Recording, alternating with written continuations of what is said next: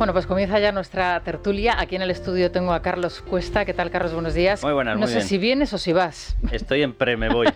En pre, ¿no? En pre. En pre me voy, sí. Y Carmelo Jordá, ¿qué tal, Carmelo? Muy buenos días. Tú estás de vacaciones continuamente, porque esto de lo del bueno, periodismo de viajes... Me revelo ante esa infamia totalmente falsa. Acláralo delante de nuestros oyentes. Lo voy a aclarar para todos los oyentes. El periodismo de viajes es el trabajo más bonito que se puede hacer, pero es trabajo. No son vacaciones, porque además vas y trabajas mucho, y yo cuando viajo tengo jornadas, y esto no es broma, aunque os reís todos, porque no lo iba a decir, que no lo ponemos en duda. No, me ha dicho Rosara que lo explique. Hay jornadas de trabajo de 8 de la mañana a 10 de la noche, cuando estás viajando, porque no estás de vacaciones, estás trabajando. Bueno.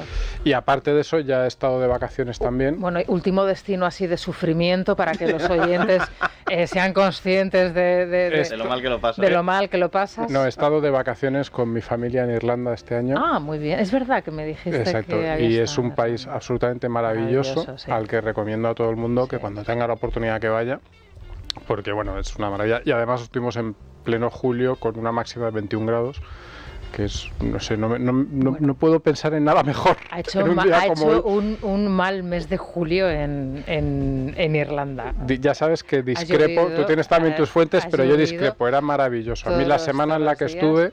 Sí. Era un tiempo fantástico. Eso mismo piensan la mayor parte de inversores que se nos están marchando, que es un país maravilloso, con un clima maravilloso y una fiscalidad maravillosas. Me contaban el otro día precisamente lo que cobra un empleado de un McDonald's, ¿no? O sea, es que un empleado de un McDonald's en Irlanda, su salario está muy por encima del salario mínimo aquí en España, ¿no? Entonces es verdad que es un país que no deja de recibir gente, además es un país muy, muy amigable y muy acogedor, en donde todo el mundo que va a trabajar y a asumir un poco las normas y las reglas del país, lógicamente, tiene y encuentra su trabajo, y Dublín se ha convertido en un país absolutamente, bueno, una ciudad absolutamente pionera y puntera en economía, comparable, por ejemplo, a Ámsterdam. A mí me recuerda mucho a toda la zona empresarial de Ámsterdam, Dublín. Y hay un fenómeno de los últimos, o sea, es un fenómeno que obviamente no viene de hace 5 años, pero que se ha disparado, porque yo, que he tenido la suerte de viajar varias veces a Irlanda, desde la primera vez que fui, que creo que era 2014 o así, ahora se nota el incremento en el nivel de vida. Entonces se nota que es una sociedad, en estos años se nota que es una sociedad más rica, y entonces era una sociedad que estaba más o menos al nivel de la española en lo que tú veías en la calle, en lo que tú percibes, y ahora percibes que es una sociedad bastante más acomodada que la española. Durante el periodo Sánchez, nosotros, todos los españoles, hemos perdido 6,6 puntos, somos 6,6 puntos más pobres. Ellos han ganado 29 puntos de poder adquisitivo real. Es decir, el filete que pueden comprar tiene un 29% más de carne, literalmente. El nuestro es 6,6 puntos más pequeñito, literalmente. Los países funcionan al final, y cuando tú tienes que captar empresas y tienes que atraer economía y riqueza, los países funcionan por mensajes de seguridad jurídica. Cuando quebró el Anglo-Irish Bank, el mensaje que lanzó Irlanda fue brutal y lo ha entendido todo el mundo. Le dijo a Bruselas: pídeme lo que quieras de recortes. El impuesto del 12,5 de sociedades no lo muevo. Hubo una batalla brutal, le pedían que lo subiera y dijo: no lo subo, que no lo subo. Y su gran encarada con Bruselas fue: no pienso subir los impuestos. El mensaje lo ha entendido todo el mundo.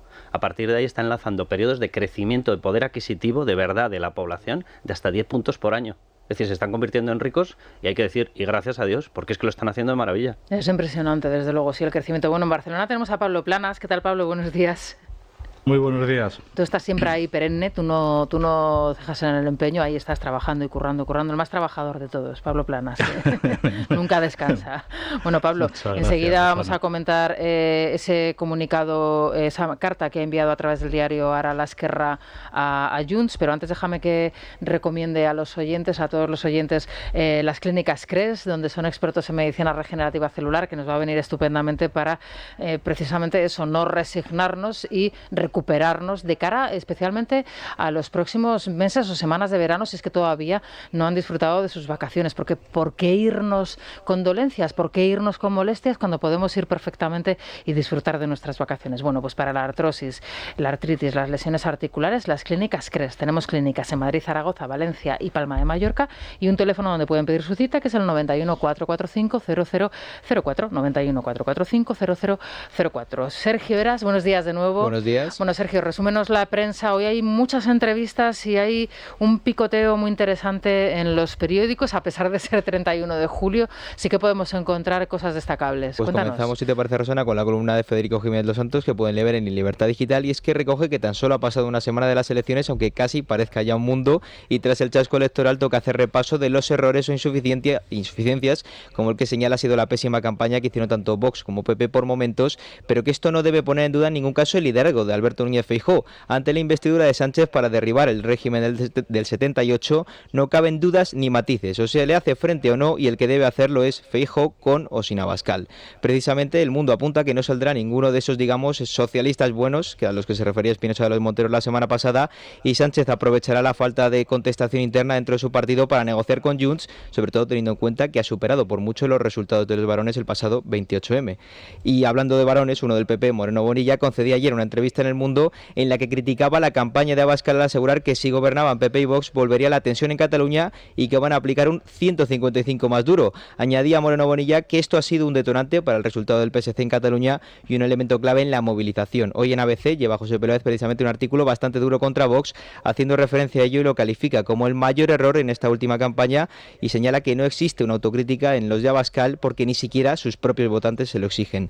Seguimos en Cataluña para rescatar la entrevista que Jesús Fernández Úbeda le hace a la presidenta de Sacabad, Julia Clavet, en Libertad Digital, donde señala un punto muy interesante. Escuchamos siempre al presidente Sánchez decir que la situación en Cataluña está más calmada, y Clavet apunta que es verdad que las calles no arden ahora mismo, pero que la cantidad de cosas que se pactan con los independentistas no hacen más que dirigir silenciosamente tanto el futuro de España como el de Cataluña. En La Razón, Iván Redondo titula su artículo... La Vanguardia. En La Vanguardia, perdón. Sí. Titula su artículo Amnistía y Artículo 92, donde habla precisamente pues de ambos, y de que apunta pues que la única forma de reencuentro total que no se entiende sin Puigdemont, y es mediante pues la amnistía y el artículo 92 y la consulta sobre un acuerdo pues en el horizonte. Dice que sin los indultos no se puede entender este empate que hemos tenido el 23J, ni sin el reencuentro total la próxima presidencia de Sánchez, que por cierto publica Carlos Segovia en El Mundo que en Cataluña el PSC ha ofrecido a Junts y a la Esquerra su apoyo para que el gobierno perdone una parte de la deuda catalana con el Estado.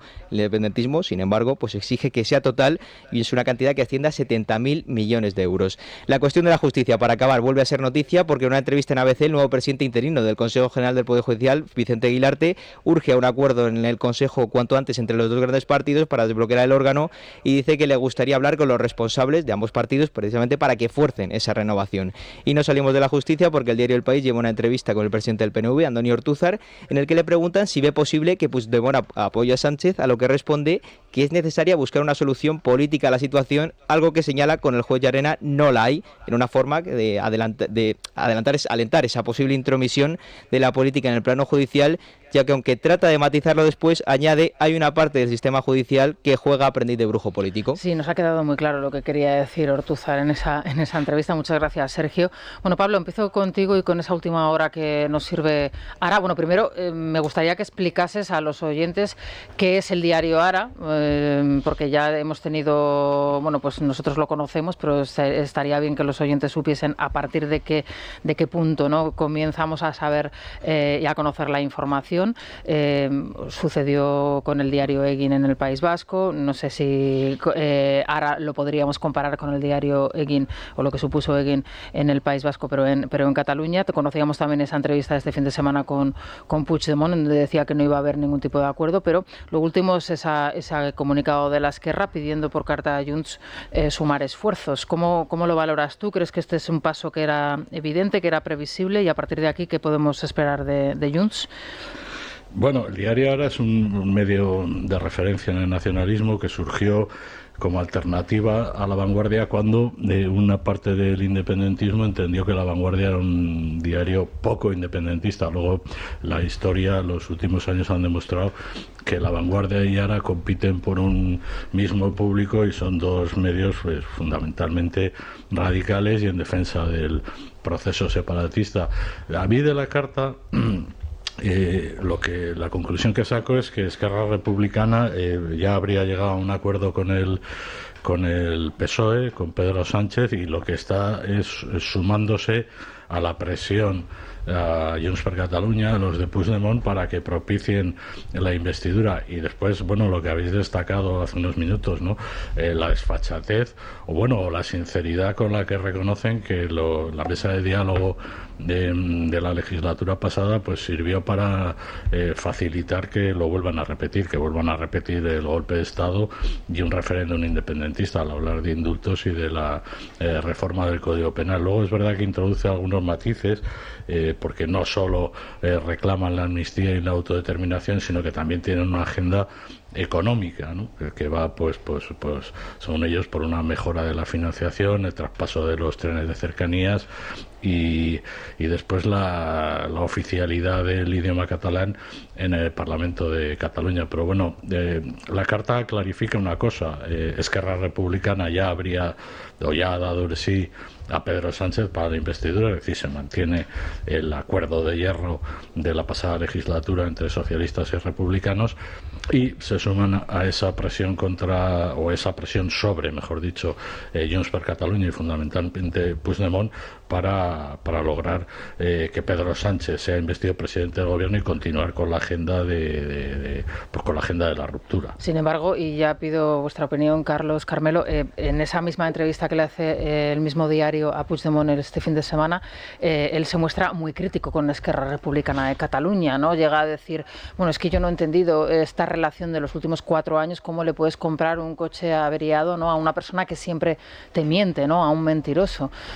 ¿Esto cómo se va a encajar, ¿no?, esta relación entre Junts y Esquerra Republicana? A ver, yo tengo la sensación de que ha cambiado bastante el panorama con el diputado de García Danero. Es decir, si se va a una segunda vuelta, si no hay mayoría absoluta, que eso parece que está claro que no la habría, a partir de ahí es el que más sí es el partido que tendría la investidura, el que más sí es acumule, más sí es que no es. No vale el empate. ¿Esto qué significa? Que incluso sin coalición canaria el Partido Popular en estos momentos sumaría 171. Y si no tiene el apoyo de Junts, el PSOE sumaría 171. Resultado, por segunda vuelta no sale Pedro Sánchez. Y cuidado, porque esto sí cambia alguna cosa y de forma yo creo que bastante notable. A mí, por la información que me está llegando del entorno de Junts, ellos ya han tenido una primera reunión y han tenido un primer contacto en el que han estado evaluando qué podría ocurrir. De hecho, esa reunión fue antes de contar o de recontar el voto cera. Ahora ya les ha confirmado esa tesis y ellos tienen pánico a votar lo mismo que Esquerra, por lo que está diciendo Puigdemont en esa carta. O sea, ellos dan por hecho que la caída de más de 400.000 votos de Esquerra con respecto a las elecciones generales anteriores, las del 10 en el 19, tiene que ver por haberse acercado demasiado a una persona, Pedro Sánchez, que no ha cumplido con lo que le prometió Esquerra a sus votantes. Les prometió que habría una consulta y la consulta no ha estado. ¿Les ha dado dinero? Sí. ¿Les ha dado un montón de cosas? Sí. ¿Les ha dado prioridad de inversiones frente a otras? Sí. ¿Les ha dado el indulto a los golpistas? Sí. ¿Les ha dado la rebaja de malversación? Pero las ganas de conseguir cosas, la independencia de los separatistas, es insaciable. Puigdemont empieza a partir de la base de que si hace lo mismo que Esquerra, le va a pasar lo mismo que a Esquerra. Y yo creo sinceramente que ese cálculo no está mal tirado. O sea, es que puede tener razón. Ellos saben que en el 25 tienen elecciones. Y lo que a ellos les importa es el predominio y el mando en la generalidad. El resto les da olímpicamente lo mismo. Ellos han caído más de 100.000 votos, pero no han tenido la debacle que ha tenido Esquerra. Y hay una rama, que lo publicamos el otro día en Libertad Digital, que es verdad que ha empezado a esgrimir y a decir, oigan, si hacemos lo mismo que Esquerra, nos pasará lo mismo que Esquerra. Ergo, nosotros, si tenemos que apostar por un sí, que es lo que necesitaría en estos momentos Pedro Sánchez, no debemos hacerlo. Y debemos forzar una repetición de elecciones, que además provocaría una caída todavía mayor de Esquerra en las generales. Esa es una de las tesis que ha entrado. Yo no sé qué es lo que va a hacer, pero tengo que reconocer que lo que está planteando en estos momentos esa rama dura, por decirlo de alguna manera, sí tiene lógica. Bueno, visto desde este punto de vista, como escribe hoy Girauta en ABC, ese escaño de Adanero, el escaño 16 por Madrid, el 171 si se suman, en este caso UPN, Vox y Partido Popular, vale su peso en oro, ¿eh? Sí, es un escaño importante porque efectivamente... por delante que además yo particularmente como navarro, como tal, estoy encantado de que Carlos García Danero haya entrado. Exacto, de que fue una buena noticia por varias razones y una de ellas fue efectivamente que Carlos García Danero es un hombre que merece estar en el Congreso y que yo creo que los españoles de bien, por así decirlo, merecemos que él esté allí defendiéndonos. Hombre, es un escaño importante, desde luego. Yo me gustaría hablar un poco de la carta de Esquerra, por ponerle algún nombre. En realidad, si tú te lees la carta, ellos hablan de 3 cosas, que son Rodalies, las cercanías de allí, que es una reivindicación separatista desde hace ya un tiempo.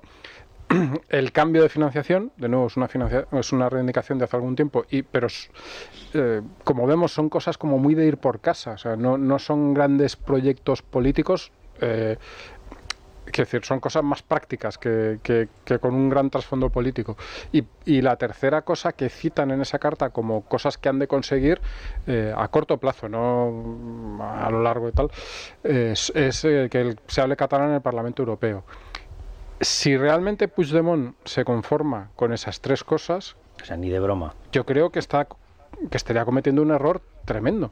Puigdemont lleva años, su partido, diferenciándose de Esquerra en ser la facción más dura del separatismo. Es decir, además está ya prácticamente donde la CUP, no hay una diferencia grande. Está más cerca Junts de la CUP que de Esquerra. Si ahora se aviene a ese pacto, y sobre todo si ese pacto se basa en esas tres cosas, que son importantes, yo no niego que sean importantes, pero que son como muy del día a día. Que no son el ideario separatista. Exacto, no son el gran proyecto nacionalista, pues a mí me parece que estaría cometiendo un error. ¿Que lo cometerá? Pues no lo sé, o sea, a lo mejor sí, a lo mejor no, pero a mí me parece que tiene mucha más lógica política negarte y ir a unas nuevas elecciones y presentarte a esas elecciones como el tío que no se ha dejado comer el tarro por que en el fondo es no sé qué, no sé cuántos, que meterte en ese pack de síes en el que al final tampoco eres tú el que ha conseguido algo, ¿no? No eres tú la pieza clave que ha conseguido rentabilizar lo que sea. Pablo, ¿tú también ves esa posibilidad o esa derivada que explicaba anteriormente Carlos Cuesta a partir de la obtención de ese escaño, del escaño de enero? Sí, claro, hombre, abstenerse refutaba la idea que ha mantenido siempre Puigdemont de no participar en la política española, de reducir su acción política, su actividad política a Cataluña y a la independencia. La abstención le resultaba mucho más cómoda y mucho más defendible de cara a sus electores. Es decir, no, a nosotros la investidura no nos incumbe, por lo tanto nos abstenemos. Eso era más fácil de defender por parte de Puigdemont. Ahora se tiene que mojar y eso le obliga a dar un paso para el que se ha demostrado alérgico en los últimos años. Él en su exilio, entre comillas, y en su actividad en el Parlamento Europeo se ha dedicado a atacar fundamentalmente a España, a hacer propaganda antiespañola y a abstenerse, ¿no?, de los asuntos internos. No le ha preocupado la ley del sí, no le ha preocupado la ley de la vivienda, no le han preocupado los problemas de España. Él hace bandera de eso y ahora se tiene que comprometer con una cosa o con la otra. El problema que tienen en Junts per Catalunya es que saben que una segunda vuelta, por así decir, una repetición electoral podría tener consecuencias nefastas para ellos si gana con rotundidad el Partido Popular y puede gobernar con Vox o sin Vox.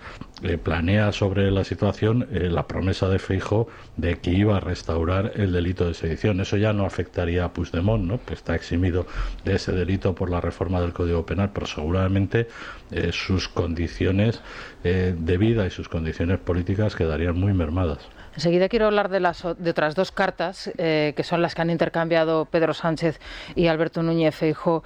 ¿Qué os parece? A mí, sobre todo, yo lo he dicho a las 7 en punto de la mañana, el presidente en funciones más chulo, el más soberbio, el que tiene menos altura política, vuelve otra vez a reflejarse en el tono de esta carta, en donde hay un reproche desde la primera línea, una crítica, un afán de superioridad, de quedar por encima de... Me parece que desde luego es de muy poca altura política la carta que le envía o que le dirige Pedro Sánchez a Alberto Núñez Feijóo como respuesta a la suya.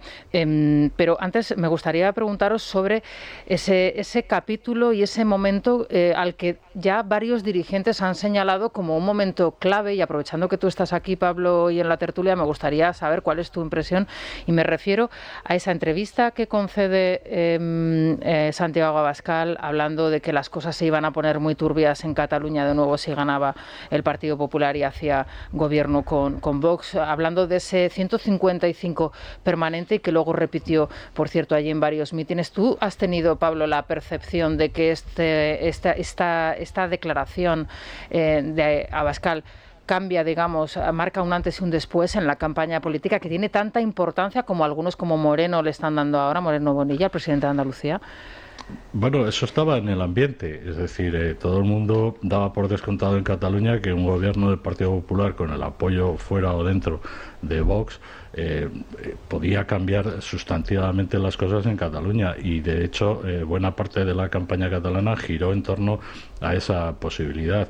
Hombre, Abascal tal vez cometiera un error al decirlo de manera tan evidente y tan clara, mientras que Feijóo estaba intentando hacer acercamientos hacia pues, la sociedad catalana, hacia esa parte de la sociedad catalana que tiene miedo a un gobierno de PP y Vox, pues diciendo las típicas cosas que suelen decir los dirigentes del PP cuando son entrevistados por La Vanguardia o por medios catalanes, ¿no? Que, en fin, que quiere que son centristas, moderados, que quieren tender la mano, aprovechar o introducirse en el espacio de CIU, que no, en fin, y dando a entender, por ejemplo, que no iba a haber grandes cambios en la política lingüística. Eso lo viene diciendo Feijóo desde que acuñó aquella teoría, por decirlo de alguna manera, del bilingüismo cordial. Evidentemente eso complicó las cosas, o debió de complicarlas, porque dio argumentos a los partidos independentistas, pero dio argumentos a los partidos independentistas para instar a la ciudadanía a votar al Partido Socialista y a votar a Sumar, digo a la ciudadanía en Cataluña. Entonces, tal vez no fue la intervención más brillante de Santiago Abascal a lo largo de la campaña. Sí, pero de ahí a marcar la campaña, yo no sé cómo lo veis vosotros. No, yo no creo que... Perdón, yo no creo que lo marque, pero sí que es verdad que yo he tenido la sensación durante toda la campaña que al final hemos tenido un binomio malo. O sea, un binomio que no ha funcionado y que ha tenido el resultado de que el uno no ha subido lo que podía subir y el otro ha bajado. El que no ha subido todo lo que podía subir, pese a que ha subido más de 3 millones, es el PP.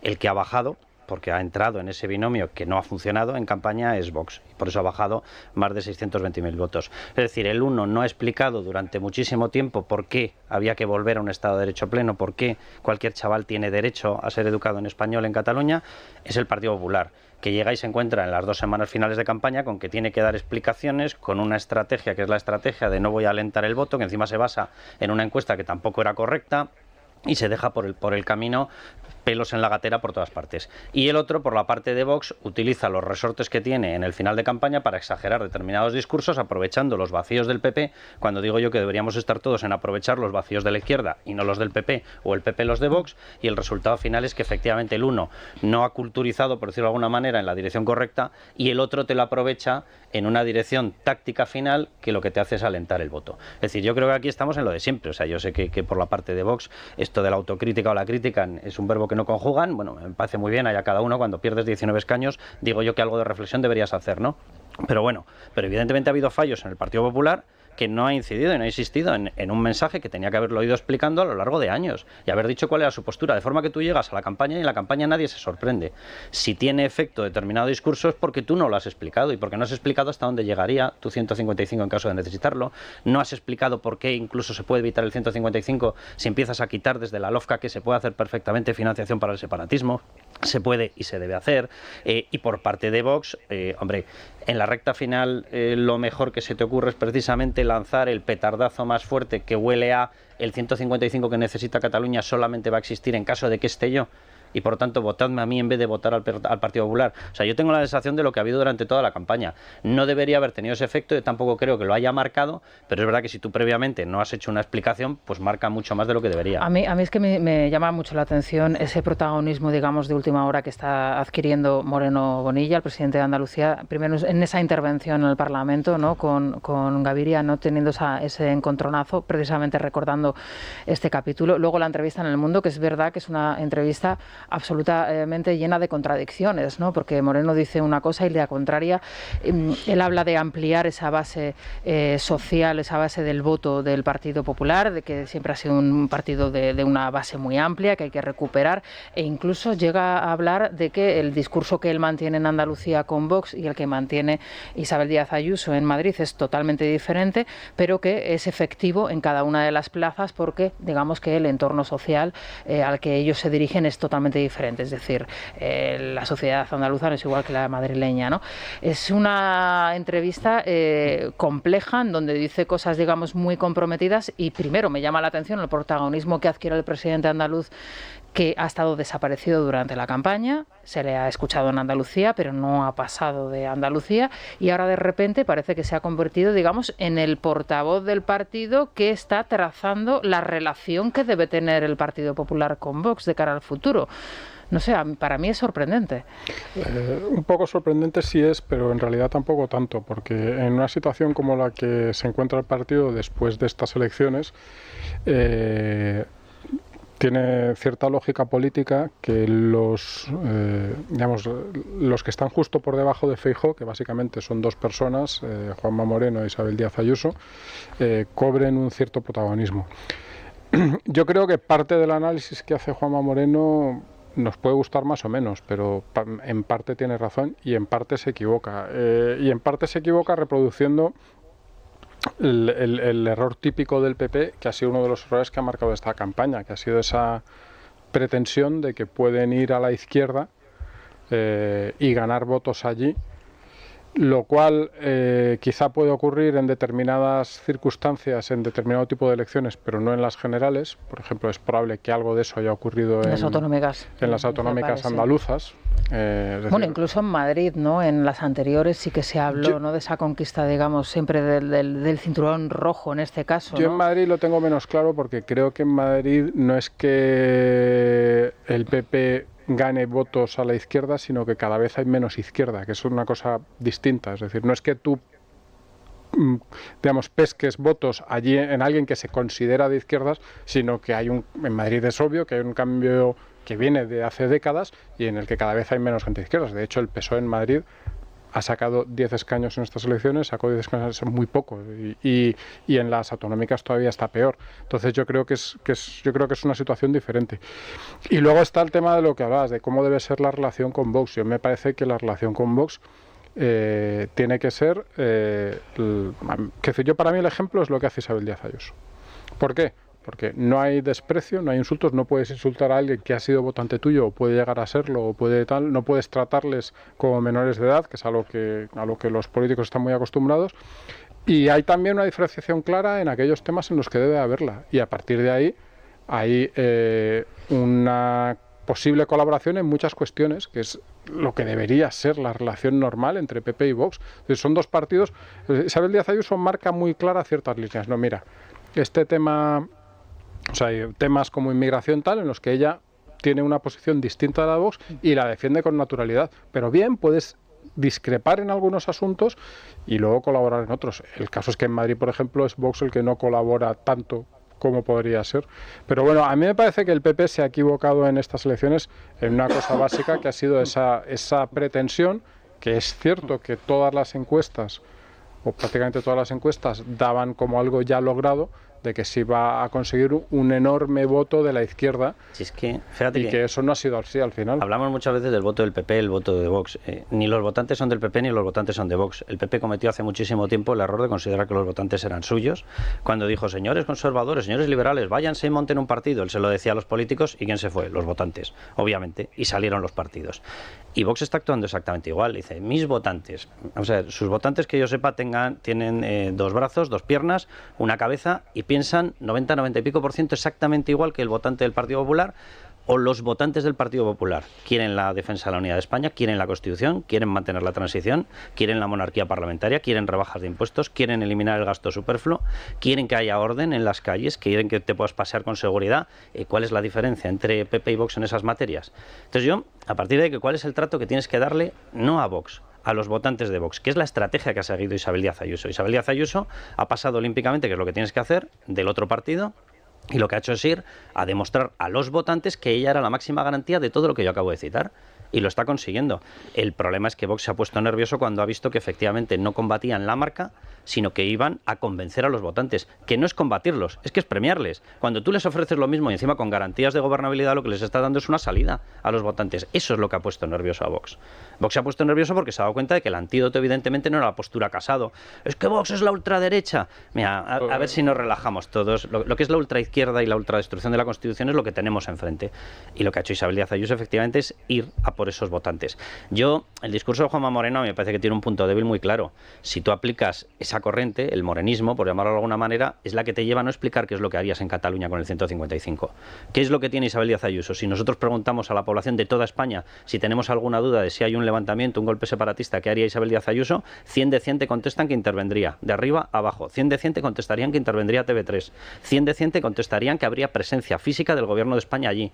Lo sabe todo el mundo.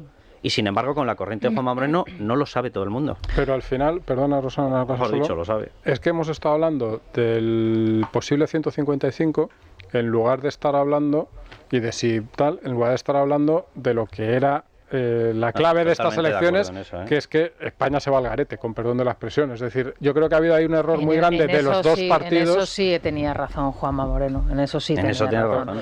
Bueno, vamos a hacer una pausa y enseguida regresamos porque tenemos que hablar de esas dos cartas y luego quiero dedicarle un momento a hablar de los olvidados o aquellas personas que habían puesto toda su esperanza en ese gobierno de coalición de centro-derecha para derogar todo aquello que había que derogar en España, hacer esas contrarreformas tan necesarias y que al final pues se han quedado, digamos, pues con la cara absolutamente descompuesta porque probablemente, o es bastante probable, que todas esas esperanzas en las que habían ellos puesto pues su futuro, y me estoy refiriendo, por ejemplo, a aquellas personas que tienen a niños en la educación especial, a todos aquellos que tienen una vivienda ocupada, a todos aquellos que están observando cómo su familiar enfermo de ELA necesita una ayuda ya y no la tiene. Bueno, pues probablemente esta situación se prorrogue y se eternice. La verdad es que a mí se me ponen los pelos de punta la cantidad de gente que había puesto su esperanza en ese tránsito, en ese cambio, y de momento, bueno, pues están viendo que esta situación pues probablemente se vaya a prorrogar. En unos instantes vamos a hablar con Carlos Sabaté Ferrer. Él es el padre de Jordi Sabaté, le conoceréis todos. Él es un enfermo de ELA y es una persona que, bueno, pues ya en una situación con la enfermedad absolutamente avanzada sigue reclamando esa ley ELA que prometió el presidente del gobierno en funciones, Pedro Sánchez, cuando no lo eran funciones, cuando era presidente del gobierno. Es la ley que más veces se ha comprometido y prometido a promulgar en el Congreso de los Diputados y nunca ha salido adelante. Y la situación y la circunstancia es bastante evidente y bastante clara. No les interesa a este gobierno dedicar parte de su presupuesto, aunque sea mínimo, a unos enfermos cuya esperanza de vida no va más allá de los 5 años de media. Ellos prefieren otra alternativa y la alternativa, por dura que parezca, pasa por la muerte, incluso por la muerte asistida. Y en esa circunstancia están muchos enfermos de ELA que al no recibir ayudas y no poder estar en ese tránsito, ¿no?, hacia la muerte de una manera digna, pues optan por la opción, digamos que más fácil, pero en este caso más complicada, ¿no?, para muchos de los familiares. Así que hablaremos con el padre de Jordi, con Carlos, en unos instantes. Antes una pausa. Es la mañana de Federico. Es radio. Bueno, pues creo que en este punto nos tenemos que ir a Caledonian. Nos tenemos que ir a Caledonian para recomendarles esa promoción que tenemos en la calle Javier Ferrero y que es excelente, como todo lo que hace nuestro amigo Enrique. Ahí entras en la urbanización y se hace el silencio en tu casa. Luego sales al spa, a la piscina cubierta, descubierta, ese lobby de 180 metros cuadrados para recibir. A vosotros os vendría bien. Oye, a mí no me vendría mal. No tenéis que subir así visitas a casa, ¿eh? Los recibís en el lobby, luego un spa. En fin, maravilloso. Federico está empeñado en llevar allí a todos los nuevos fichajes del Real Madrid. Me estaba riendo porque me acabo de acordar que en el comunicado de la Esquerra se habla de las palancas. Sí, me he acordado del Barça. Sí. Digo, anda, mira, otros con palancas también. Robles y sus palancas. Sí. Sí. Está de moda lo de la palanca. Caledonian.es. En Caledonian.es tenemos toda la información de esta promoción. Y nos vamos a dar el colacel también. Hablamos con Lucía Prieto. ¿Qué tal, Lucía? Buenos días. ¿Qué tal? Muy buenos días. La piel es el espejo de nuestra salud. Su rápido envejecimiento, el descolgamiento, la sequedad nos está indicando una falta de nutrientes, de colágeno, que no solo se manifiesta en la piel, lo hace en todo el organismo, pero la piel es una gran chivata y solo desde dentro podemos reforzar, revitalizar nuestro cuerpo y lo podemos hacer con la mejor suplementación, la que nos aporta Colacel Antiox de Mundo Natural, con colágeno hidrolizado puro, de alta absorción, antioxidantes como el resveratrol, el extracto de granada y sobre todo la vitamina C, que contribuye a la formación de colágeno para que nuestra piel lo note. Es tan potente que una sola toma diaria equivale a 3 envases de otro producto. Así son en Mundo Natural, así que pregunten a su farmacéutico o dietista, llamen al 91-446-0000 o si lo prefieren teclen www.parafarmaciamundonatural.es. Es La Mañana de Federico. Es radio. Bueno, con Repsol les vamos a contar cómo está el tiempo en este lunes 31 de julio ya. Unos regresan de sus vacaciones, otros las comienzan hoy. Los cielos, pues prácticamente despejados en todo el país. Solo tomen nota en Cataluña, en el interior de Valencia, también en la Ibérica Oriental, allí a última hora del día, algún chubasco aislado. En Madrid, pues estaremos en el entorno de los 36 grados aproximadamente, 37, camino de los 39, 40 grados en Albacete, Sevilla y Córdoba. Suben las temperaturas y esta noche qué mal hemos dormido ya algunos. Y la mínima en Burgos, Lugo y Vitoria con 12 grados. Repsol te ha ofrecido la información del tiempo. Así te sienta repostar en Repsol. ¡Toma! ¡Oh! Porque a partir de este viernes 14 de julio, si pagas un repostaje de 30 euros o más con la app Wilet, puedes ganar 1 millón de euros. Este verano, pillar un kilito más en Repsol te va a sentar, pero que muy bien. Más información en Repsol.es.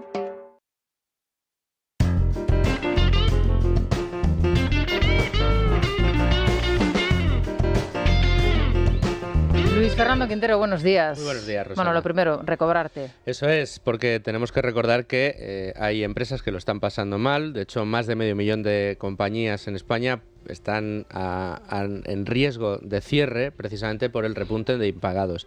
Aquí Recobrarte tiene algo que decir, porque ante esta situación es muy importante contar con la mejor opción para recobrar las facturas impagadas. Recobrarte, vamos a recordar que es una plataforma de gestión de cobro ágil y eficaz, de modo que si eres autónomo o empresa, Recobrarte recupera tu dinero. Son los únicos que asumen la totalidad de los costes judiciales y extrajudiciales, por lo que puedes recuperar tu dinero sin tener que anticipar ni un solo euro.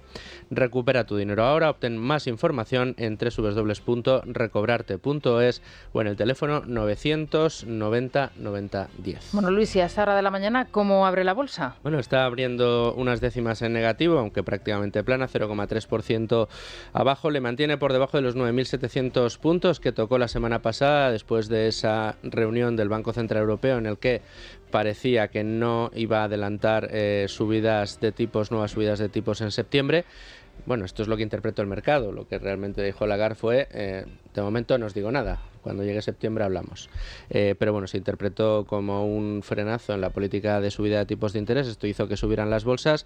Los mercados, que actualmente se mantienen eso, los 9.655 puntos, le va a permitir al IBEX 35 casi con total seguridad cerrar en positivo el mes de julio. Bueno, pues muchas gracias, Luis. En la noticia de interés cultural de la 11 damos la bienvenida de nuevo a Verónica Caso. Bueno, Verónica, a ti no te pregunto si vas o vienes, porque es evidente, morenísima y guapísima. Bienvenida Gracias. a tu casa. Bueno, ¿qué nos recomiendas hoy? ¿A dónde nos llevas? Pues fíjate, con este calor, qué mejor que irte a una exposición que está en el Caixa Forum de Madrid. Hablamos de la dedicada al mundo del espionaje en el cine. 300 piezas, entre las que vamos a ver fotografías, vestuario, gadgets originales de los servicios secretos. Por ejemplo, a quien le guste James Bond, que a mí me encanta, pues tiene trajes originales con la típica sangre que, claro, James Bond pues se salvaba de milagro cada vez que actuaba en películas. Así que pues, oye, pues todo eso en el Caixa Forum, entonces. Caixa Forum de Madrid hasta el 22 de octubre, pero como digo yo, en agosto todo el mundo a ver exposiciones, no pasar calor y además aprendes, o sea, qué maravilloso. Son las 9:30 de la mañana, las 8:30 en las Islas Canarias. Carlos Sabaté Ferrer es el padre de Jordi Sabaté. Carlos, ¿qué tal? Buenos días.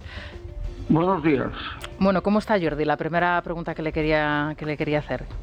Jordi, por decirlo de una forma, siempre está bien. Le sorprende mi respuesta, ¿verdad?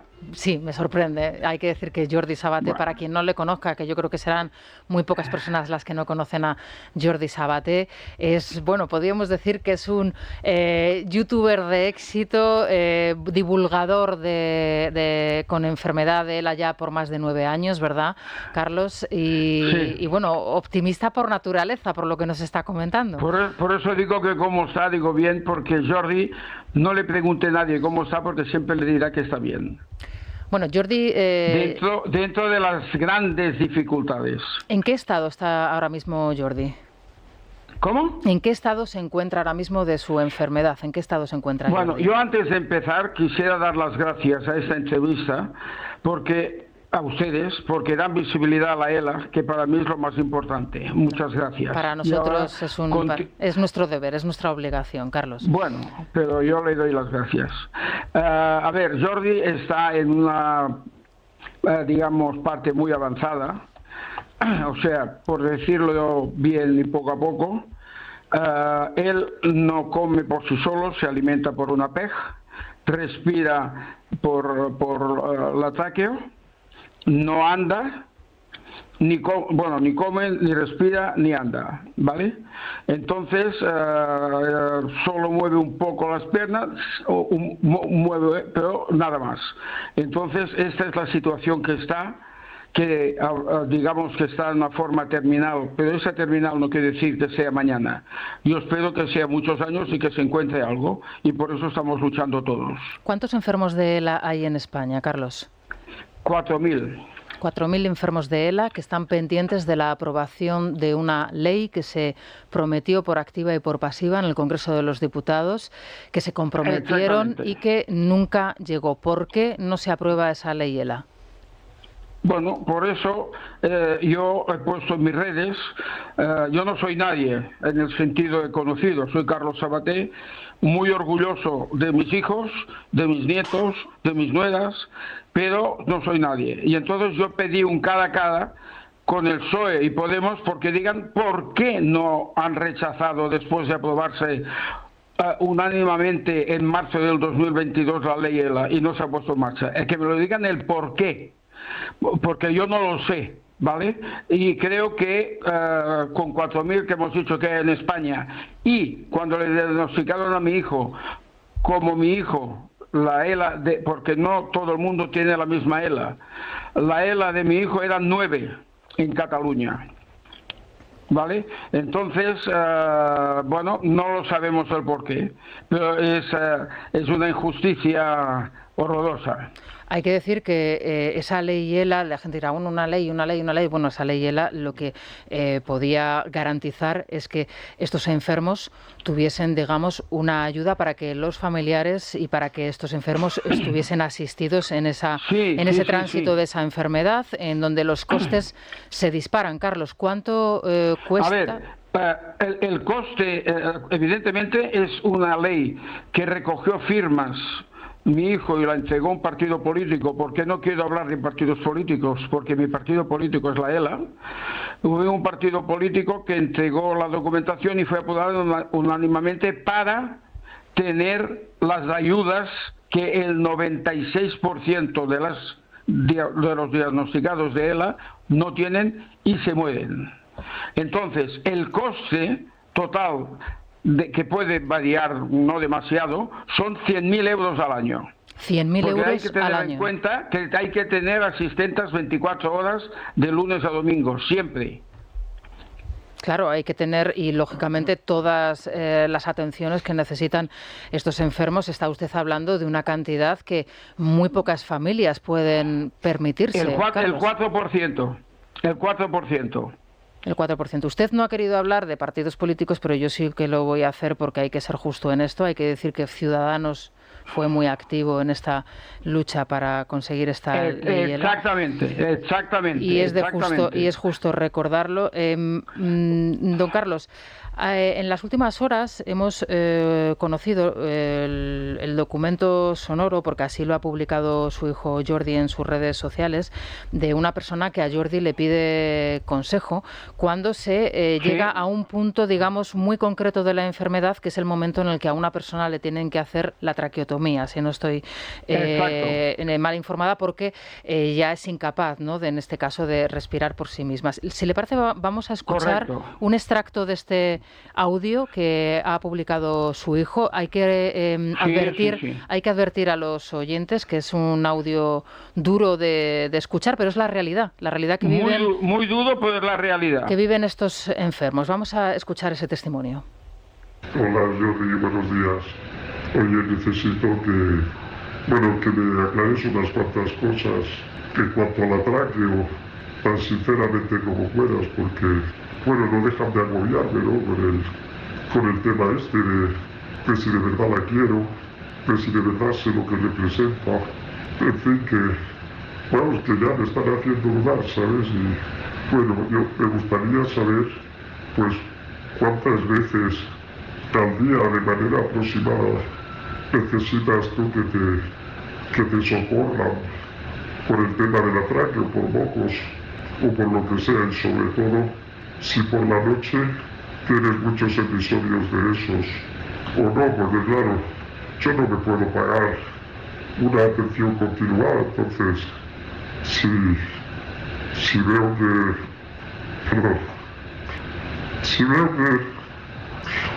que no voy a poder mantener un mínimo de atención, pues tendría que optar por lo otro, ¿sabes? Dime algo cuando puedas, ¿vale? Un abrazo. Lo otro, Carlos, es la muerte, ¿no? La muerte asistida en este caso. Sí. Es terrorífico esto, ¿eh? Esto es terrorífico, ¿eh? Y después de esto, antes de esto, que he dicho que no quería hablar de partido político, y no quiero hablar en el sentido que yo soy el partido político y humano de la ELA, después de hace un tiempo, no hace mucho, se le preguntó al portavoz del PSOE, Pachi López, que esto me sentó muy mal. Le preguntaron por qué no se aprobaba, más o menos la pregunta, el tema de la ELA, cuando se ponía en marcha, porque la han rechazado 49 veces Podemos y el PSOE. No supo qué contestar el portavoz del PSOE. Esto a mí me cogió una especie de rabia, pero no puedo tener rabia yo. No debo tener rabia, ¿vale? Tengo que seguir luchando con 80 años que tengo, pero tengo que seguir luchando para dar visibilidad a la ELA, una vida digna, y hacer inversiones para, quién sabe, la cura. ¿Por qué no? Claro, porque hay gente que opta por la vida, y en este caso el testimonio que acabamos de escuchar es el de continuar, el de seguir luchando, pero lógicamente... Claro, él quiere vivir, este señor quiere vivir. Pero al no tener esos recursos, su deseo se hace pues bastante complicado, imposible. ¿Cree usted, Carlos, que se está abocando a enfermos de ELA, pues a una eutanasia, digamos, de manera indirecta, precisamente al no aprobar esta ley? No, yo se lo explico la anécdota. Aparte de esto, yo no soy del 4% que puedo mantener. Si no es por familiares míos que pedí yo ayuda después de tener a mi hijo 9 meses que lo cuidaba yo hasta que no pude, ¿vale? Si no es por esos familiares, mi hijo estaría muerto. Así de crudo lo dice un padre. Y ahora, perdone, pero no me acuerdo la pregunta que me has hecho. Sí, ¿hasta qué punto, digamos, el Gobierno podría tener en sus intenciones no aprobar la ley ELA precisamente para abocar a estos enfermos a una eutanasia, a una muerte segura? Ahora se lo explico yo. Poco tiempo de aprobarse la eutanasia, que no estoy ni en contra yo, cada uno tiene derecho a hacer lo que crea oportuno. No estoy en contra ni yo ni Jordi, no. Pero se presentó una asistenta a donde está mi hijo, que son pisos adaptados, ¿vale? Y le ofreció la eutanasia. Dice, porque así cuando no puedas comer y no puedas respirar, y mi hijo ya llevaba la tráqueo y llevaba el pez que se alimentaba y le proponía para cuando viniese lo que ya tiene.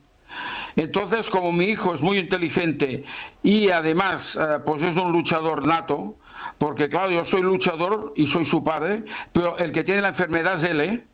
No lo olvidemos esto, que el que sufre más de todos puede ser el que tiene la enfermedad. Entonces, claro, quedó mi hijo así, no le dijo nada, bueno, lo ha dejado correr. Entonces, casi le obligan a la eutanasia. Cuando no habían a la eutanasia, ¿qué pasaba? Le daban sedación y se morían. Así de cruda es la realidad. Entonces, yo entiendo que, por ejemplo, las grandes farmacéuticas económicamente no les interese, ¿vale? Humanamente sí, pero ya no me pongo en esto. Con esto no quiere decir que haya más enfermos de ELA, porque quiero que haya menos, por si no sería muy egoísta. Pero entonces hay el Estado. El Estado tiene que hacer, después de aprobar una ley, tiene que hacer algo. Si no hacemos nada, ¿para qué queremos un gobierno de cualquier color? Porque el primero de todo son las personas. Lo primero de todo son las personas. Y después viene el resto. Entonces, a mí un investigador, pero esto es real, porque me lo dijo a mí, del Vallebrón, hace 7 años, no, a ver, 6, hace 6 años, me dice, ¿cuándo os dan el Estado para poder investigar? Y digo, me dijo 300.000 euros. Digo, hombre, es poco. Digo, no, pero espérate, son 300.000 euros en 10 años. A ver, ¿cómo se puede interpretar 30.000 euros para investigación de la ELA? Por favor. En nada, desde luego. Por favor, esto es un insulto. Pues... Lo que tienen que hacer es invertir, pero además para investigación, no solo de cualquier cosa, no hay que ser egoísta. Pero evidentemente, si se ha aprobado una ley unánimemente en el Congreso de Diputados, ponla en marcha. Por eso se ha aprobado. Eso es lo primero que tendrían que hacer, y por eso le hemos invitado para que expusiese desde luego la situación mejor que nadie lo puede hacer usted. Desde luego, Carlos, muchísimas gracias por atender nuestra llamada. Un saludo para Jordi, un abrazo muy fuerte, y aquí seguiremos desde luego luchando e informando para promulgar esa ley. Por haber tenido la oportunidad de hablar de la ELA. Carlos Abate Ferrer, muchísimas gracias. Buenos días. Bueno, Carlos, Carmelo, Pablo, a uno se le pone desde luego la piel de gallina escuchando Vamos a dejar a Pablo, que está desde Barcelona, y le tenemos ahí olvidado. Pablo Planas. Pues gracias. No, bueno, es la cultura de la muerte, la cultura por la que aboga el gobierno. Desde luego es estremecedor el episodio de una asistente social recomendando a una persona que quiere vivir, que ha dado muestras de que ama la vida y de que se aferra a la vida, ofreciéndole la eutanasia, porque Jordi Sabat es una persona muy activa en las redes sociales, y es un hombre además que pues por ejemplo, como otro enfermo de ELA, Unzue, que lucha por sobrevivir a brazo partido, y claro, es que requieren, es que se pueden morir en cualquier momento, es decir, necesitan control y ayuda a las 24 horas del día. Pasa que ocurre que son 4.000 enfermos en España, no es suficiente seguramente en términos de votos para que algunos partidos, los directamente señalados como el Partido Socialista y Podemos, pues se preocupen por ese asunto. Es realmente aberrante y demuestra que este gobierno no está a favor de la vida, está pues eso, instalado en esa cultura de la muerte, en la que promociona pues leyes e iniciativas legislativas relacionadas con el aborto, relacionadas con la eutanasia. Es un verdadero drama, porque yo creo que sí que en España tenemos recursos suficientes para atender a estas personas, y sobre todo deberíamos de aplicar muchos más recursos en la investigación para tratar este tipo de enfermedades. Yo creo que es, perdona Carlos, la mentira, digamos, lo que evidencia más lo que es la mentira de la izquierda, o al menos de la izquierda española, ¿no? Son unos partidos políticos cuyo discurso es siempre de que ellos son los que ayudan a los más desfavorecidos. Y los más desfavorecidos en España o de los más desfavorecidos están estos 4.000 enfermos, que son muy poca gente, es muy poco dinero. Y un tema que comentabas antes, los niños que necesitan la educación especial. Esos son los colectivos realmente más desfavorecidos, son los que más necesitan la ayuda de toda la sociedad, de todo el Estado. ¿Y qué estamos ofreciéndoles? La eutanasia. A unos la eutanasia y a otros, digamos, el olvido en un sistema educativo que no está preparado para ellos, que es imposible que lo esté y que no va a solucionar, no va a dar, digamos, acomodo a todas sus necesidades. Y esa es la realidad de este gobierno. Este gobierno, lo ha dicho el padre Jordi Sabaté, se ha negado 40 y pico veces a que esa ley se tramite definitivamente en el Congreso. Por una Está aprobada, es que no tienes opción, es que legalmente la tendrías que poner en marcha. Se han negado más de 40 veces de llegar eso y decir, no, esto hoy no. Es que es alucinante, insisto, y estos son los que presumen de ayudar a los más desfavorecidos. Yo, de verdad que según le estaba escuchando al padre me estaba imaginando, evidentemente él tiene todo el derecho del mundo a tener la opción política que quiera, pero la cara que se le tiene que estar quedando a la familia, para que se haga una idea con lo que nos ha descrito de la fase de cómo está de avanzada su enfermedad, que es mucho, que es muy avanzada. Si se aplicase a los 4.000 casos estaríamos hablando de 400 millones de euros. Eso es el 0,08% de lo que se gasta España cada año. No llega al 0,1%, no llega. El 0,08%. Es insignificante. Eso de en caso de que estuviesen todos en la misma situación, que evidentemente no lo están. Es una cantidad mínima, ahí ha habido y él no ha querido, pero yo creo que sí que es necesario reivindicarlo, ¿no? Ciudadanos hizo un trabajo extraordinario con Sara Jiménez, la diputada Sara Jiménez al frente. Recibieron desde luego esa aprobación por unanimidad con una alegría extraordinaria y además insistían es que el porcentaje del presupuesto destinado a los presupuestos generales del Estado es ridículo, efectivamente, y hemos querido poner ese testimonio que es lógicamente esa voz ya de una persona que tiene esas dificultades, ¿no?, para poderse comunicar. En el momento de la traqueotomía es el momento clave, como ese testimonio, esa pregunta, ¿no?, que le lanzaba ese enfermo de él a Jordi, ¿no? ¿Cómo es tu experiencia después de la traqueotomía? Porque yo no puedo pagarme una persona que me atienda. Esto me va a dificultar el día a día. Pues fíjate, ni puedes ni debes, porque aquí muchas veces hacemos diferenciación entre familias con más y menos recursos. Las familias con más recursos se dedican a pagar mucho más vía impuestos y a pagar más vía cotizaciones, y no tienen por qué arruinarse para mantener a sus hijos en vida en un estado del bienestar de un país avanzado. Pero decía yo antes, o sea, me imagino la cara que se le tiene que estar quedando a cualquier persona, tengas la ideología que tengas, de ver cómo las negociaciones presidenciales o de investidura a un presidente se basan en yo quiero mi país, yo quiero mi bandera más alta, yo quiero para la República Catalana Independiente no sé quién, yo quiero... Os vamos a perdonar, lo primero que ha ofrecido Sánchez es perdonar miles de millones de deuda. Lo primero que ha ofrecido es darles, porque al final perdonar dinero que te deben es dar, miles de millones por razones políticas egoístas. Yo quiero ser presidente. No, pues que además nadie, en las negociaciones presidenciales, nadie está hablando del colectivo que les ha votado, que les ha pagado, que mantiene el estado del bienestar. O sea, no habla nadie. O sea, están hablando de yo para mi partido. Quiero mi partido, tiene que tener un pedazo de sillón así de grande. Espero que el respaldo llegue hasta no sé dónde, pero o sea, perdón por la expresión, pero ¿de qué vais? ¿De qué vais? ¿Y puede haber algo con más consenso que esto en España? ¿Puede haber algo que tenga más apoyo de toda la sociedad que esto? Bueno, yo creo que al final, además, nuestro trabajo es esto, ¿no? El dar voz a todas estas personas que están abandonadas. Y yo el otro día, haciendo ese repaso, ¿no?, de las contrarreformas necesarias, ¿no?, que aquí las hemos contado, ¿no?, y las derogaciones necesarias. Bueno, ¿cuánta gente se queda ahora mismo en la estacada, ¿no? Porque este proyecto de gobierno Frankenstein segunda parte, en donde Bildu ya ha naturalizado, como hablábamos anteriormente con el hijo de Manuel Jiménez Abad, ¿no?, diciendo es que parece increíble, ¿no?, que ya estemos todos centrados en Junts y que ya hayamos naturalizado que Bildu pueda formar parte, ¿no?, con un sí sin discusión. Sí, sin discusión, ¿no? Bueno, pues todo esto tendremos que seguir denunciándolo, ¿no?, y diciéndolo, ¿no?, que para eso estamos. Hay una perversión absoluta y decía Carmelo, y es verdad, y esto sí que lo dirijo al espectro ideológico de la izquierda, si es que existe. Pero hay una cosa que es nauseabunda. O sea, yo le pediría a la gente que analice cómo se ha comportado este gobierno con los colectivos a los cuales les pide de una forma muy especial el voto. O sea, España ha terminado después de este periodo con una pérdida de poder adquisitivo para todos, ¿vale? Y ahí me imagino que alguno de izquierdas dirá que se fastidien los que más tienen. Bueno, allá cada uno con su envidia y con sus problemas patológicos.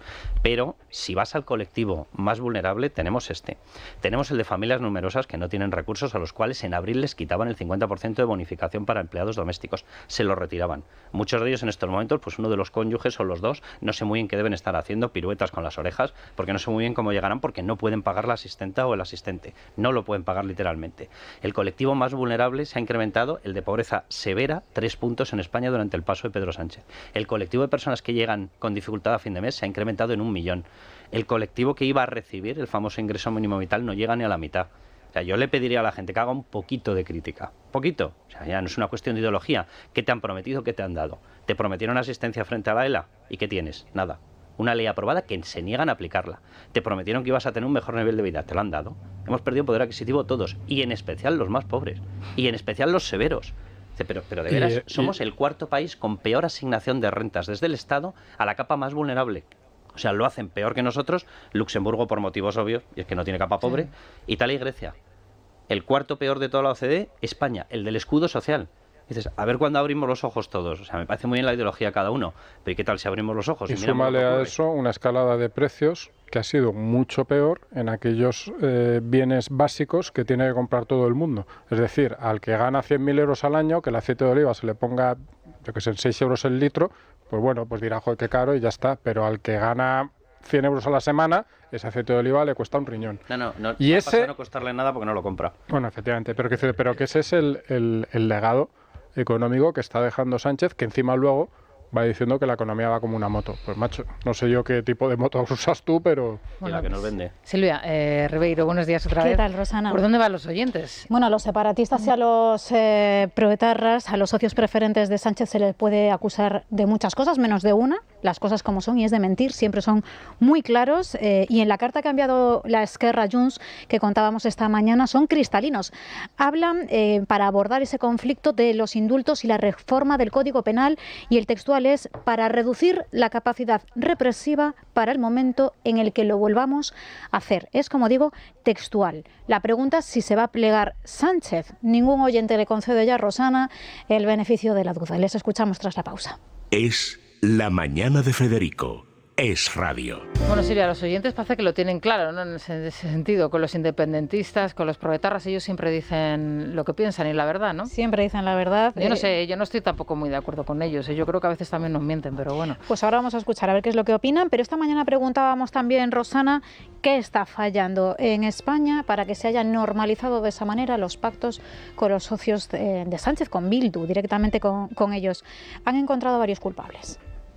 Este señor que está en funciones ahora en el gobierno de España, le va a dar igual, va a pactar con todos aquellos que odian a España, porque las siglas del PSOE es eso, Pedro Sánchez odia España. ¿Qué va a hacer Pedro Sánchez? Pues pactar, pero si este hombre, si viviera Bin Laden, pactaría con Bin Laden con tal de seguir en el Falcon. Por supuesto que Pedro Sánchez va a pactar con ellos, pero que recuerde una cosa, que no se le puede dar la mano a un pistolero zurdo, Le va a salir rana, porque por muy llena que sea Sánchez, ellos lo son más. Sánchez llegará a destruir España y lo que haga falta, porque no puede destruir Europa, pero con tal de seguir en el Falcon, lo que haga falta. Hay 8 millones de españoles que no quieren ver la realidad y contra eso no se puede hacer nada. ¿Qué va a hacer Sánchez con los separatistas? Hombre, la duda ofende. Pues eso, solo espero que llegue el momento de poder ver el cuadro como en Dorian Gray, pues así, ver la realidad del personaje. Bueno, y mucha parte también de culpa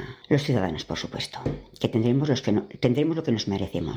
Pues Sánchez va a acabar de normalizar el blanqueo de los independentistas y separatistas que han perpetrado un golpe de Estado y varios delitos económicos. Por supuesto que sí. Ya se ha blanqueado a la ETA y este individuo va a revalidar, por desgracia, el cargo de presidente de gobierno. El asesinato de Miguel Ángel Blanco no se puede olvidar. Lo tenemos que tener presente siempre por los crímenes que cometió ETA, pero ese concretamente fue muy señalado porque vivimos unos días, yo lo viví, de angustia, de rezar porque no lo mataran. Es increíble que la gente joven lo desconozca. Eso tiene que permanecer en las universidades y en la historia de España. Yo no he tenido ninguna víctima, pero me pongo la piel de todos ellos y tiene que ser sangrante ver cómo a estos dos, Zapatero y Pedro Sánchez, que pintan menos que a tomarse los títeres lleguen a esto, solo por ser presidente de gobierno. Con la ley de memoria histórica y las leyes de educación que ponen y que rigen la actualidad del sistema educativo español,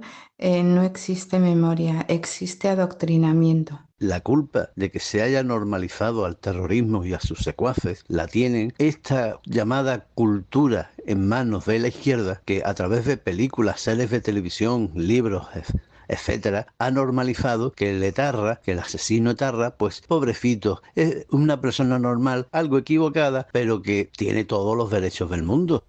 Pablo, me imagino que escuchando a los oyentes, pues te sentirás bastante identificado, ¿no? En ese sentido, ¿no? Con lo que están denunciando ellos, ¿no? Pues me han gustado particularmente dos intervenciones, ¿no? La primera, la de pactar con Bin Laden, que en fin, es bastante expresiva, sí. Y después la de no darle la mano a un pistolero zurdo, que es el título de una novela de Benjamín Prado, pero que viene al pelo perfectamente de esta situación. Desde luego, la verdad es que es triste, ¿no? Pero es a lo que estamos abocados, es lo que estamos narrando día a día, ¿eh? Decía la gente que cómo hemos llegado a esta situación. Hemos llegado por más de 2 décadas en las cuales se ha inoculado una destrucción cultural obvia y evidente en la que directamente absoluta. Es que confundes la bondad con la maldad. Es decir, la bondad, según el nuevo mantra, está en que un terrorista asesino que ha matado a 20 a 30 personas vuelva a la vida política y te perdone la vida. A eso se le llama bondad. La maldad está, y me parece muy bien, ahí están las condenas y evidentemente cada uno tiene que cumplir la suya, pero la maldad imperdonable es que una persona haya estado en una red dentro de un partido, haya tenido un caso en el que le ha rozado, se le ha imputado y la sentencia lo ha dejado libre, por ejemplo, en una cuestión de financiación ilegal. Ese es un malvado absoluto, repito, que la sentencia la haya dejado libre, le haya exonerado de toda culpa. Pero tú fíjate, ese es un malo y no puede volver. ¿Qué sociedad estamos construyendo? Yo hablaba con Manuel Jiménez Larraz, con el hijo de Jiménez Abad, asesinado por la banda terrorista ETA, el presidente del PP de Aragón. Bueno, muchos de los que nos estén escuchando a lo mejor no saben quién era esta persona, pero fue un político muy relevante, muy importante hace unos años en España y además muy recordado y muy querido en Aragón, ¿no? Y Ata, que es uno de los asesinos de su padre, y conoceremos el resultado de la sentencia probablemente en las próximas semanas, porque por fin se le pudo identificar. Su hermano Borja iba con él cuando iban a la Romareda, a un partido de fútbol en el que jugaba el Zaragoza. Ha estado declarando recientemente también en España en la Audiencia Nacional por el atentado de Sangüesa en el que fallecieron 2 policías y él se ha negado a declarar. Bueno, pues como hizo Interior con Cherokee hace tan solo unas semanas, este etarra está detenido y encarcelado en una cárcel en Francia. Le ha dejado pasar por Martutene y ya de paso que está en Martutene ha abierto las puertas de todos sus familiares y amigos para que puedan hacer vis-a-vis, locutorios, etcétera, etcétera, sin ningún tipo de control, bueno, el control de los funcionarios de prisiones que no pueden hacer absolutamente nada porque estas órdenes vienen de Interior. Es decir, ya no solamente no colabora con la justicia porque viene de una declaración en donde se niega a colaborar con la justicia en otro caso, en el caso del atentado de Sangüesa, sino que de regreso a su prisión en Francia le premian con todo tipo de bondades y de encuentros y de locutorios y de vis-a-vis. Hay un trato totalmente diferenciado en las prisiones en estos momentos. El desplazamiento para que estés cerca de tus familias es privilegiado para ETA, el trato dentro de la prisión es privilegiado para ETA, el hecho de que estuvieran dispersos nunca tuvo nada que ver con ninguna medida correctiva ni penal, es mentira, se les dividía en prisiones porque en el momento en el que había 3, 4 claro, restablecían el comando dentro y volvían a estar bajo estructura de ETA. Y para todos estos de izquierdas, que es que dicen que la prisión evidentemente y las penas tienen que tener un sentido en el que puedas volver a la sociedad como vuelves a la sociedad si sigues dentro de la banda terrorista de asesinato claro, dentro de prisión. Que volver a la sociedad no implica meterte en política y tener un cargo de concejal, que son cosas distintas. Quiero decir, hay muchas cosas a las que puedes volver que no son la política, y alguien que ha estado cometiendo determinado tipo de crímenes no puede volver a la política de ninguna de las formas, en ninguno de los escenarios y en ninguno de los cargos. Es decir, alguien que ha estado pegando tiros no puede ser concejal, y punto. Es decir, bueno, tenemos que hacer una pausa. Enseguida vamos con la última hora. Estamos pendientes de una rueda de prensa que va a ofrecer Cuca Gamarra a partir de las 10, aunque todavía no ha comenzado en la sede del Partido Popular Nacional, aquí en Madrid, en la calle Génova. Entendemos que valorará esa respuesta de Pedro Sánchez en esa carta que ha enviado Alberto Núñez Feijóo, pero en unos instantes nos lo cuenta Sergio Verás. Es La Mañana de Federico. Es Radio. Bueno, Sergio. Sergio, ¿ha empezado ya esa rueda de prensa? Todavía no ha empezado. Rosana estaba prevista para las 10, pero de momento no ha empezado. Y bueno, hace una hora creo que era, hemos conocido, como comentabais, esa carta que Esquerra ha enviado a Junts con el objetivo de sumar esos esfuerzos para negociar con el PSOE una investidura. Precisamente el presidente del PP en Cataluña, Alejandro Fernández, se ha referido a lo que puede ocurrir con el partido de Puigdemont y ha querido incidir además en esas declaraciones del vicesecretario de Coordinación Autonómica y Local del PP, Pedro Rollán, en las que no descartaba que los populares hablasen con Junts dentro de la Constitución. Bien, pues el líder de los populares en Cataluña lo descarta rotundamente y lo hacía en una entrevista en la cadena SER. Tengo toda la sensación de que aquí la respuesta de Pedro es una apelación genérica, pero yo descarto clarísimamente cualquier tipo de negociación con Puigdemont. Lo digo con toda rotundidad, porque además en la propia respuesta de Rollán, cuando habla de la Constitución, lo que tengo muy claro es que Carles Puigdemont está voluntariamente fuera de la Constitución. Pero lo que está claro es que, hay una serie de portavoces que deberían hacérselo mirar. O sea, ¿qué necesidad hay a estas alturas de la película y del panorama en llegar a dar esa entrevista y dar ese titular? Y aparte que la frase es, hablamos con cualquiera que esté dentro de la Constitución, cierra la frase. O sea, que no estamos para ironías. O sea, ya sabemos que Junts y que Puigdemont están fuera de la Constitución, pero no alimentes un debate que es literalmente contrario al objetivo de tu partido y al objetivo de España. Claro. O sea, ¿por qué dejar la frase abierta? Dilo, perdón. O sea, Junts, Puigdemont, ni de broma. Ya está. Fin de la historia. Además es, digamos, poner exacto sobre la mesa una cosa que es imposible que no se va a producir, pero sería imposible. Es decir, en cualquier momento que el PP llamase a esa puerta, le escupirían. Entonces, ¿para qué hacer el tonto de esa forma? Tampoco dice que llamar a la puerta, para que deja una frase que la deja medio con ironía, medio con sarcasmo, medio que si te la tomas en serio dices, ¿pero qué estás diciendo? Bueno, que está claro. Cierra la frase, por Dios. Está claro que hay portavoces que no deberían ejercer como tal. O sea, que hay gente que a lo mejor en otro papel, en otro momento, en otro registro lo han hecho extraordinariamente, y Pedro Rollán lo ha hecho extraordinariamente. Ha sido uno de los alcaldes más votados de España, si no el alcalde más votado de España durante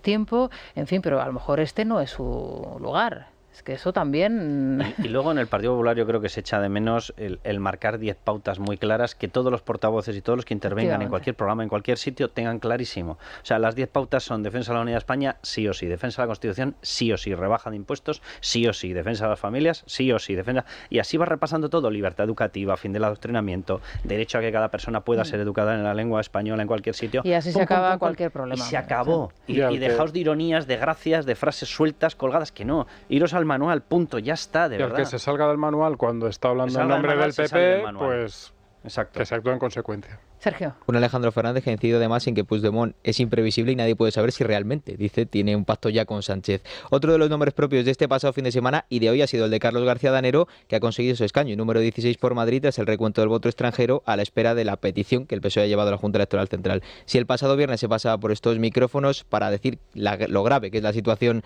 en la que se puede encontrar en España en el caso de una nueva investidura de Sánchez, hoy en Antena 3 ha valorado la respuesta que ha dado el presidente en funciones a la carta enviada por Alberto Núñez Feijóo pidiéndole una reunión para que gobierne su partido, el más votado. Bueno, yo creo que Sánchez, su objetivo político, como fue la pasada legislatura, es obtener la presidencia a cualquier precio. Y es verdad que con este escaño, por ejemplo, pues el tema de Junts tiene que votar a favor. Pero luego hay una frase que dijo Otegi y que también es fundamental para entender todo. Aquella que dijo que mientras Sánchez sea presidente había que apoyarle y que nunca íbamos a tener, para sus intereses, un chollo de presidente como era Sánchez. A partir de ahí, pues todo lo demás se entiende fácilmente. Es la única reacción que tenemos por el momento a la carta, para apuntar, pues eso, que la rueda de prensa estamos a la espera, tenía que haber empezado a las 10 de Cuca Gamarra y habrá que ver si reacciona o no. Lo contaremos próximamente. En la comparativa Pedro Rollán, Carlos García Danero, a que a Carlos se le entiende bien. Buena comparativa. Es que es la historia, o sea, de verdad que estás hablándole a los votantes, o sea, diles las cosas como son. A Carlos García Danero, Isabel Díaz Ayuso se les entiende perfectamente porque quieren que se les entienda perfectamente. Porque dicen las cosas como son. Bueno, a la que se le entiende perfectamente y está ya en un lenguaje corporal absolutamente vacacional es a Isabel González. ¿Tú crees? Estoy repanchingada. Totalmente. ¿Qué tal, Isa? Buenos días. Me quedan horas, ¿eh? Bueno, me queda un poquito más que a ti, que tú ya en 2 minutos te liberas hasta el 4. Que todavía queda un poquito. Hasta el día 4 de septiembre. Hay que rematar. Aquí la crónica rosa va a seguir y además hoy, además de los temas que nos competen, que son Chabeli Navarro, que estuvo el sábado de nuevo en fiesta en Telecinco haciendo declaraciones. ¿Por qué lo digo en este tono? Porque este tema ya está empezando a cansarnos de manera increíble, porque es verdad que lo dijimos el primer día, esta mujer tiene un tinte de aprovechada absoluto, pero ya está estirando demasiado el chicle, y además ahora con un titular, y es que confiesa que efectivamente cobró los 30 y pico mil euros que Bertín Osborne le ofreció por de alguna manera seguir adelante con el embarazo y esperar a que ese niño naciera para hacer la prueba de ADN, pero ella puso fin a ese embarazo y siguió cobrando. En fin, que no sé cómo calificarlo. Además, sí, la verdad, sabes, sí, bueno, es verdad, sí lo sé. Pero todos los que estamos aquí, además, precisamente, tenemos mucho interés en que esta empresa no cierre, y menos porque yo diga lo que pienso en algún momento determinado de determinadas personas. En fin, eso por un lado.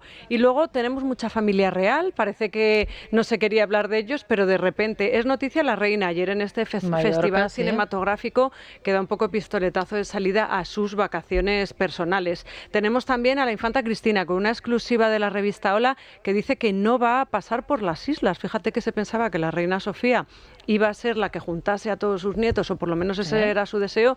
Pues creo que no se va a cumplir. De hecho, hoy la reina Sofía se ha ido a Motril, porque sabes que se celebra el 30 aniversario de la muerte del rey Balduino de los belgas, y entonces le van a hacer allí una conmemoración especial. Él muere mirando a la playa allí en Motril desde su casa, y entonces hoy le hacen una especie de homenaje particular al que ha viajado la reina. Es noticia la infanta Elena. ¿Por qué? Porque ha estado Paloma Barrientos en las regatas de San Genjo y nos va a contar cómo se presenta allí de incógnito para acompañar a su padre, y se supone que esta tarde son noticias las niñas, porque el posado podría estar, ese posado que hacen siempre de, no, el posado inesperado, que está esperadísimo, todos sabemos que van a comparecer de alguna manera u otra, parece ser que va a ser hoy. Pero decía que además de los temas de actualidad, creo que tenemos que hacer un poquito de recopilatorio, aunque sea 5 minutos, de los grandes temas de este año en la Crónica Rosa, porque hay que reconocer que ha sido de los mejores que yo recuerdo. Sí. Ana Obregón, Ana Obregón y su hija nieta, la separación de Preisler y Vargas Llosa,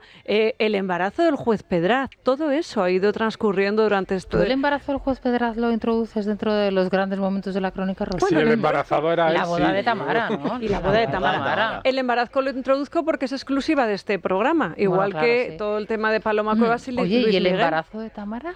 El embarazo de Tamara está por llegar, está por ver. ¿no? No lo sé, en cualquier caso, yo hoy he citado a los encargados de reproducción asistida de una de las clínicas con más solera de Madrid, pero para hablar de otros temas diferentes. Vamos a abordar el tema de la naprotecnología, esa, no sé si pseudociencia, se lo voy a preguntar luego, de la que parece que se está sirviendo Tamara Falcó para prepararse de cara a una futura maternidad. Pero aquí que es como una cosa como muy espiritual, ¿no? No es espiritual, realmente tiene que ver con la ingesta de alimentos y determinadas medicinas o coadyuvantes a que tengamos algún tipo de preparación a quedarnos embarazadas, a sembrar. Naturales. Sí, todo natural, todo. Como la maca andina y ese Me tipo imagino de... que sí, pero bueno, van a venir del IBE y nos lo van a contar. Y luego, ayer, Rosana, fue el Día Mundial de la Tarta de Queso. Ya lo he dicho. Que quedar hasta las 12, que viene Alex Cordobés con todo su repertorio de tartas. Es la mejor tarta de queso de Madrid y dicen que probablemente de España, y no es muy dado a las entrevistas. Pero ¿ya a qué hora le habéis citado? A las 12 menos 10. ¿Y por qué no lo has citado antes? Bueno, venga. Pues, para tener aquí la tarta. A ver, va a venir antes. Lo que no vais a hacer es catarlo vosotros. Pero va a traer, última hora para llevarse ellos la tarta. Pero va a traer tarta. A ver, no lo sé. Yo no le quiero coaccionar. ¿No? Alex, si estás escuchando, no te sientas coaccionado. Siéntete totalmente coaccionado. Me dijo que sí, pero tampoco quiero yo obligarle, porque este mes hay que cuidarse. Bueno, tú sabes que tú te preocupes, que nosotros nos hacemos cargo. A mí el otro día me dijeron, tú tranquila, que lo que ya no has hecho ya no lo vas a hacer. O sea que... O te jamonas o te amojamas. Y ahí invitaste al de la tarta de queso. Y al de la tarta de queso, ¿no? Bueno, pues oye, estaremos muy pendientes. Gracias, Isa. Se quedan con Isabel González. Muchas gracias, Carlos Cuesta, que disfrutes de tus vacaciones. Carmelo, lo mismo, que disfrutes de tus vacaciones. Yo disfrutaré laborales, de estar aquí durante todo el mes de agosto. Y tú, disfruta de las tuyas también, que el 4 se pone duro, ¿eh? Pablo Planas. Este curso que entra. Muchas gracias. Te seguimos escuchando, Sergio, gracias, igualmente. Bueno, que se van a quedar quedar con Isabel González. Nosotros mañana ya con Sara Sanz al frente de todo el equipo y lógicamente pues del programa también estará aquí a partir de las 7 en punto de la mañana con todos ustedes. Que pasen un feliz agosto. El día 4 nos volvemos otra vez a escuchar. Menudo añito, sí, tienes razón, Isa, lo que nos espera, Carlos. Madre mía, no sé si voy a volver, ¿eh? No sé. Espérate que no tengas que volver antes, que no. Bueno, eso sí, es verdad. Un añito entre Puigdemont y Otegi, Dios bendito. Pon el teléfono en modo avión, Rosy. Bueno, eso en para modo que no te avión. moleste nadie. Que pasen un feliz día.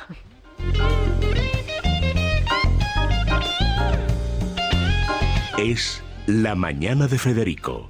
Es radio.